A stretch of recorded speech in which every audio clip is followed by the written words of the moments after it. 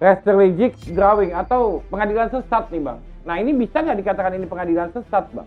Jadi kalau kita orang awam melihatnya tadi kalau peradilan sesat ada istilah-istilah di itu bisa saja, mungkin saja gitu. Jadi,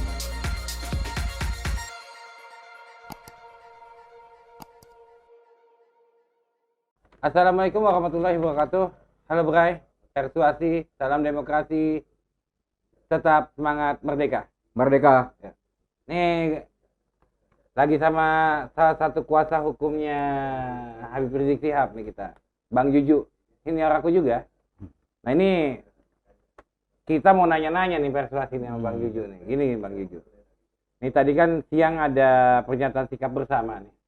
Tadi siang di Matraman press conference tadi kan. Nah banyaklah yang meliput dan berita tentang masalah pernyataan sikap bersama ini. Cuman ada ganjelan dari kami di persuasi ini, kenapa kita datang lagi dan ngegerebek kantornya Bang Juju malam-malam nih, kan gitu kan?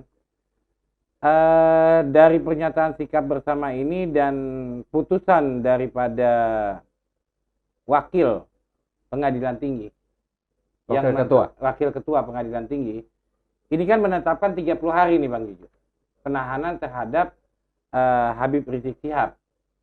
Yang anehnya adalah penetapan 30 hari paling lama nih ya, yang saya baca. Nanti kalau salah tolong dibenerin sama kuasa hukumnya nih. Bahwa dari penetapan ini paling lama 30 hari, dengan kata lain penetapan perintah penahanan tersebut berdasarkan perkara prokes Petamburan. Sedangkan masalah itu sudah diputuskan di pengadilan tinggi yang Petamburan, ya kan? Pengadilan negeri. Dan yang untuk kasus Megamendung pun sudah diputuskan. Nah, sedangkan yang besok ini banding ini adalah kasus dari Rumah Sakit Umi. Nah, ini kan rancu nih Bang Juju. Satu yang menetapkan adalah pihak wakil pengadilan tinggi. Wakil ketuanya. Ini kok bukan majelisnya? Gimana penjelasannya Bang Juju nih? Saya agak rancu nih jadinya. Iya, jadi kalau kita review sedikit ya, bahwa apa yang sudah diputuskan oleh Pengadilan Negeri Jakarta Timur terhadap seorang dalam hal ini terdakwa Imam Besar Habib Rizik Syihab itu terhadap dua kasus yang sebelumnya, yaitu kasus Megamendung dan kasus Petamburan ya di rumah Habib Rizik itu sudah diputuskan, maka itu sudah inkrah. Udah inkrah, dan tinggal satu kasus saja yang dipertanyakan, yaitu kasus Rumah Sakit Umi yang ada di Bogor. Nah memang betul aneh gitu ya, di mana vonis dari Majelis Pengadilan Negeri Jakarta Timur itu tidak jelas, kabur, boleh dikatakan begitu. Menurut kita tidak ada kepastian hukum jadinya ya. Menurut pandangan legalitas begitu. Kenapa? Karena anehnya keputusan yang sebelumnya yang diputuskan oleh Majelis Pengadilan Negeri Jakarta Timur tidak menyebut sama sekali terhadap kasus Rumah Sakit Umi itu. Vonis hakim tersebut menyatakan bahwa terdakwa itu harus ditahan, salah satunya, atau penahanannya diperpanjang, begitu, atau harus masuk ditahan pada saat itu. Nah, misalnya pada saat putusan dibacakan, vonis dibacakan harus masuk tahanan, misalnya. Itu ketentuan-ketentuan itu tidak pernah ada dalam atau diktum itu tidak pernah dinyatakan oleh Majelis Hakim Pengadilan Negeri Jakarta Timur pada saat itu. Itu masalahnya. Artinya kan gini, seandainya kita beracuan kepada putusan daripada pengadilan negeri yang sudah inkrah, dua kasus yang sudah inkrah pengadilan negeri, Petamburan dan Megamendung, ini kan juga hukumannya sudah dijalani nih. Sudah 8 bulan. Ya, dan sudah selesai kan artinya. Dan sudah selesai. Nah, artinya kan sudah harusnya bebas. Sedangkan yang belum ini hanya Rumah Sakit Umi yang vonis 8 tahun. Divonis 4 tahun. 4 tahun kan gitu kan. Penjara. Nah, artinya di bawah 5 tahun pun untuk penahanan saya anggap nih kalau saya nih ini bodoh-bodohannya saya nih sebagai. Jadi kalau ini ditahan untuk anggaplah ditakutkan kabur, ditakutkan menghilangkan barang bukti. Saya lupa itu pasal 21 apa pasal berapa betul, itu. Betul. Pasal 21 kalau nggak salah. Pasal 21 ayat 4 pastinya kalau ancamannya 5 tahun. Kalau ancaman 5 tahun, ini kan 4 tahun nih, ya kan? Nah, artiannya Imam Besar Habib Rizik Syihab ini kan harusnya sudah bebas dan diputuskan kalaupun penahanannya oleh majelis, bukan oleh wakil pengadilan tinggi. Majelisnya harus sudah terbentuk. Wakil ketua pengadilan tinggi. Seperti ini. Jadi ini kan tidak ada di dalam hukum acara pidana hal-hal seperti ini. Jadi gimana nih tanggapan daripada Bang Diju sebagai salah seorang kuasa hukumnya Habib Rizik Syihab menanggapi hal ini? Ya ini salah satu contoh perbuatan paling lucu di dunia juga kita sebut itu. Ada istilah itu kan? Lucu paling lucu lah gitu. Istilahnya. Dan ini juga satu-satunya hukuman prokes yang diterapkan pada seseorang di dunia nih. Satu-satunya nih. Saya pernah sebut juga sebelumnya. Satu-satunya di dunia. Satu di dunia. Bukan di Indonesia loh, di dunia loh, luas gede banget tuh dunia. Jadi itu salah satu kasus prokes protokol kesehatan yang berimbas kepada dipenjaranya seorang Habib Rizik Syihab gitu ya. Betul. Jadi kalau kita mengacu kepada hukum acara dalam hal ini KUHAP begitu ya. Tadi saya sudah sebutkan diantaranya pasal 21 ya paling ayat 4 itu memang salah satu syarat itu yang dikhawatirkan oleh biasanya pengadilan. Tentu dalam ini harusnya pengadilan sebelumnya yaitu pengadilan negeri, majelis pengadilan negeri bahwa tadi ya dikatakan akan melarikan diri, menghilangkan barang bukti begitu atau mengulangi perbuatan pidananya tersebut. Itu kan hal-hal yang subjektif sekali ya. Betul. Ya, pada kenyataannya toh Habib Rizik sampai sekarang masih belum keluar juga, masih ditahan.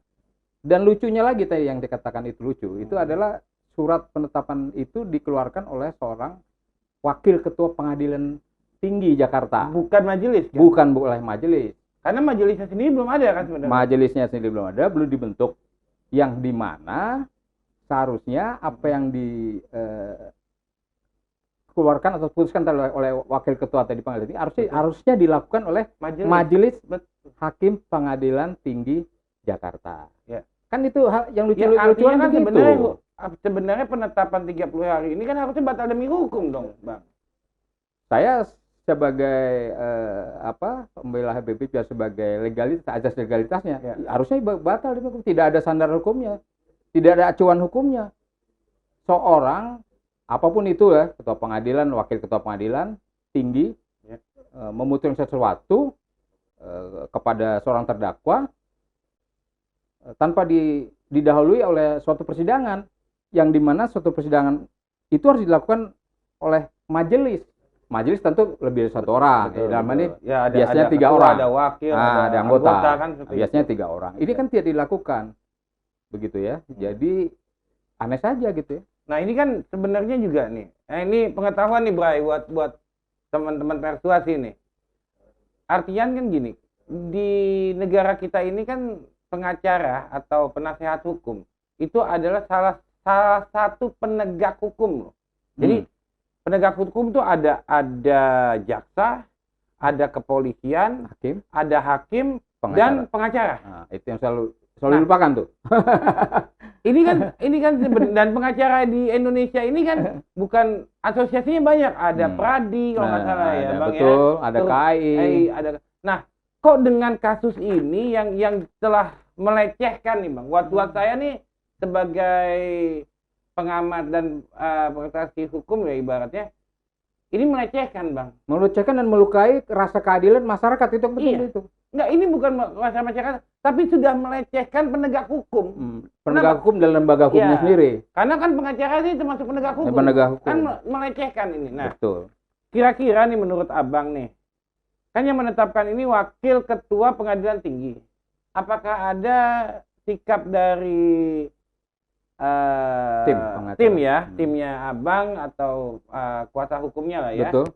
untuk melaporkan ini ke KY atau ke MA. Kalau nggak salah kalau KY itu kan masalah putusan ya, kalau MA masalah etik ya. Etik. Nah, ini apakah akan melaporkan ini juga, Bang?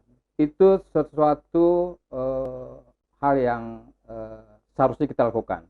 Dan kita memang merencanakan melakukan itu.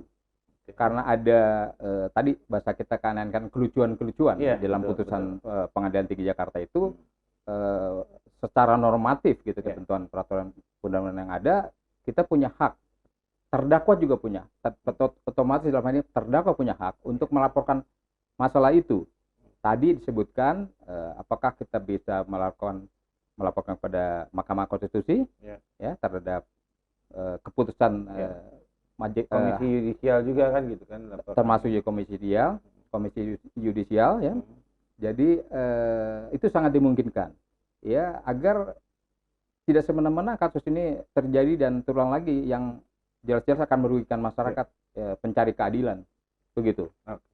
Nah, satu lagi nih Bang yang buat saya mengganjal nih, balik lagi sih sebenarnya. Jadi in case kasus prokes ini kan kalau kita ya banyaklah protes di netizen juga nih Bang. Kan Abang juga kan netizen juga lah termasuk. Pak Fatul aktivis jelasnya aktivis netizen. Jadi buat saya nih ini kan udah banyak nih tagar-tagar nih Bang, ya kan, bebaskan Habib Rizik, free kemarin yang itu hampir trending topik semua lah. Oh ya. Ya kan hampir trending topik semua.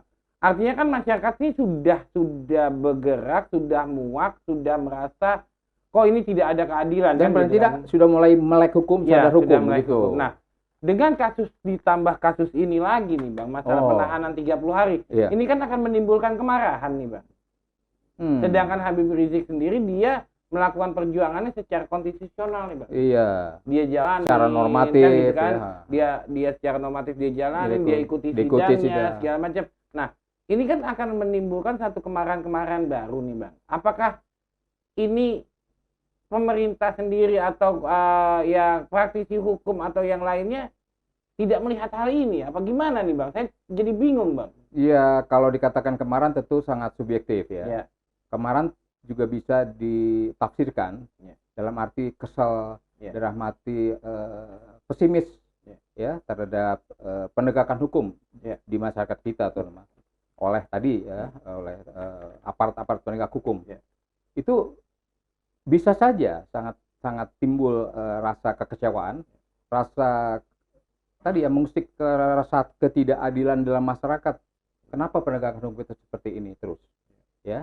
Apalagi tadi disinggung masalah prokes tadi, jelas seorang Habib Rizik Syihab itu dituduhkan karena pelanggaran prokes yang dimana sebetulnya ya undang-undang protokol kesehatan itu menentukan tentang kalaupun ada bentuknya, kalau prokes itu adalah bukan kejahatan, bukan merupakan kejahatan. Jadi dalam pidana, hukum pidana itu dibedakan antara pelanggaran dan kejahatan. Jadi kalau seseorang melanggar undang-undang atau ketentuan yang mengatur tentang protokol kesehatan itu adalah pelanggaran. Nah, pelanggaran itu adalah tapi kan dasarnya hukumannya ringan begitu. Bukan, Bang. Kalau aku melihatnya gini, dasar prokes ini kan sebenarnya adapun ini ditetapkan, ini kan pelanggarannya administratif. Administrasi betul. Oleh sebab itu tadi saya bukan pidana betul. Gitu loh. Saya singgung tadi sebetulnya harusnya sanksinya adalah administratif dan ringan. Ringan artinya biasanya denda atau hukuman yang bersifat publik misalnya biasanya bersih jalan kebun, bersihkan lingkungan kan seperti itu. Betul. Kasus Habib Rizik kita ingatkan kembali kan untuk yang dibilang hukuman administratif tadi beliau sudah membayar ya denda sudah membayar denda sebesar 50 juta rupiah. Yang DKI waktu itu kan. DKI kira-kira 4 bulan lalu lah. Betul. Kan sudah selesai harusnya. Secara hukum beliau tidak bisa dikenakan hukuman lagi. Ada istilah hukum itu nebis in idem. Begitu. Jadi seseorang tidak boleh dihukum kembali atau diulangi hukumannya lagi berdasarkan kasus yang sama. Kalau dia sudah menyelesaikan hukumannya secara administratif tadi dengan membayar denda itu, loh kok sekarang ini lagi ya dituntut lagi. Ya, dengan tuntutan jauh lebih berat. Nah, 4 tahun itu tadi. Ini yang apa namanya yang kita juga tanyakan nih Bang sebenarnya ini banyak nih Bang dari netizen sebenarnya. Ya kan yang nanyain yang nitipin pertanyaan nih Bang. Wah, ratusan yang nitipin pertanyaan sama saya. Ya saya sih gampangnya gini Bang, dari semua yang saya rangkum dari teman-teman netizen kan gitu kan, terutama yang ada di Twitter, itu ini sebenarnya pengadilan apa sih kan gitu kan, sampai ada yang mengatakan ini adalah strategic drawing atau pengadilan sesat nih Bang. Nah ini bisa nggak dikatakan ini pengadilan sesat Bang? Ya kalau memang seperti tadi kita diskusikan di awal bahwa peradilan ini yang katakanlah putusannya atau ketetapan majelis maupun tadi kita sebut ketua pengadilan penahanannya 30 hari tanpa dasar hukum kan, tanpa dasar hukum kan ini. Orang ketua pengadilan tinggi Jakarta wakilnya mengeluarkan surat secara sepihak seperti itu kan jelas melanggar ketentuan secara normatif dan hukum acara sendiri. Dan di acara sendiri nggak ada kan, kecuali majelis yang ngasihin kan, majelisnya yang mungkin. Jadi kalau kita orang awam melihatnya tadi kalau peradilan sesat ada istilah itu bisa saja, mungkin saja itu. Jadi nggak salah bisa dong saja diterapkan kalau netizen berpikir ini radio drawing atau pengadilan sesat kan gitu kan, ini nggak salah dong kalau netizen berkata itu. Betul sekali, kalau selagi memang itu banyak sekali tadi kita temukan, kita alami pelanggaran hukum secara normatif, tentu apa yang disebutnya sesat atau nggak benar apa-apa. Karena yang kita tahu kan kalau pengadilan tidak benar nggak ada Bang di hukum. Tapi kan hukum acaranya nggak diatur. Nggak ada. Tapi kan kalau pengadilan sesat ada Bang kan gitu kan. Ya bahasa misalnya retribusi drawing lah kan. Sudah jadi bahasa umum ya. Bahasa umum. Jadi jadi ini pengetahuan kita nih bahwa yang jelas bahwa Habib Rizik sudah menjalankan hukumannya dari 2 putusan pengadilan negeri ya Bang ya. Iya. Nah terus sekarang ini lagi tambah lagi ada yang UMI, Rumah Sakit Umi. Satu itu yang 2 hukuman yang Megamendung itu PT-nya malah menguatkan untuk yang pengadilan negeri kan Bang. Jadi sebenarnya ini secara clear sudah dijalankan sama beliau kan gitu kan. Sudah selesai. Nah ini ada tambahan lagi yang dikeluarkan oleh wakil ketua pengadilan tinggi, bukan majelis hakimnya ya. Bukan majelis hakimnya yang menangani kasus ini. Nah ini yang tidak pernah terjadi nih. Jadi mungkin Indonesia Merdeka 73 tahun ini pertama nih Bang, wakil ketua ini menempatkan nih Bang, seperti itu. Jadi ya ditambah itu ya intinya sih buat saya ada pesan Abang dan untuk teman-teman netizen untuk tentang kasus ini gimana penutupnya lah Bang? Ya artinya terutama buat netizen dan umat Islam pada umumnya begitu, mohon doanya agar proses peradilan ini bisa berjalan lancar dan adil, tentunya harus adil, dan kita melakukan langkah-langkah hukum maupun langkah-langkah tindakan-tindakan yang sesuai dengan aturan seperti tadi sudah diutarakan oleh Pak Fatur. Mudah-mudahan semua berjalan dengan lancar sesuai dengan aturan hukum yang berlaku, dan Habib Rizik Syihab sesuai dengan ketentuan perundang-undangan tadi dan hukum acara yang ada, harusnya beliau sudah dibebaskan. Demikian harapan kita ya. Oke. Terima kasih Bang, waktunya. Kita udah gerebek kantor Abang, repot-repot. Sering-sering aja. Sering-sering aja. Ya itu, para netizen, penonton, persuasi yang lain. Salam demokrasi, salam kebebasan, tetap bersuara merdeka. Merdeka. Allahu Akbar. Allahu Akbar.